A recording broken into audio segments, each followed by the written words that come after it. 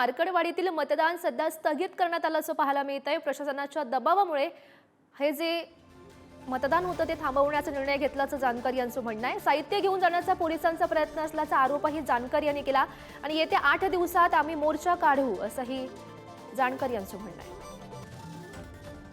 तुमच्या समक्ष लाईव्ह पद्धतीने मतदान होणार होतं आणि प्रशासनानं जर हे मतदान करू दिलं असतं तर हे चित्र महाराष्ट्राच्या समोर यावं यासाठी मी रात्र झोपून या ठिकाणी ह्या लोकांना आधार देण्यासाठी ह्या लोकांना एक विश्वास देण्यासाठी मी रात्रभर या चटईवरती झोपलो होतो।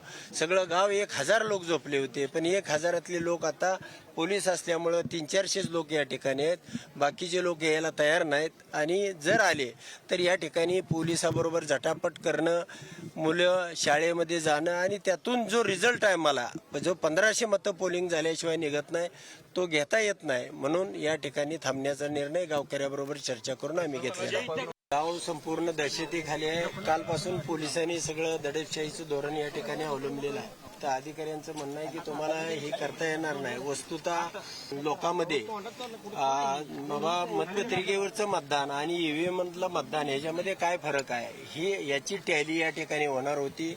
सगळ्या मतदारसंघामध्ये आक्रोश आहे, लोकांमध्ये असंतोष आहे आणि त्याचीच प्रचिती म्हणून या ठिकाणी मार्कडवाडी गावाने हे मतदान घेतलेलं आहे।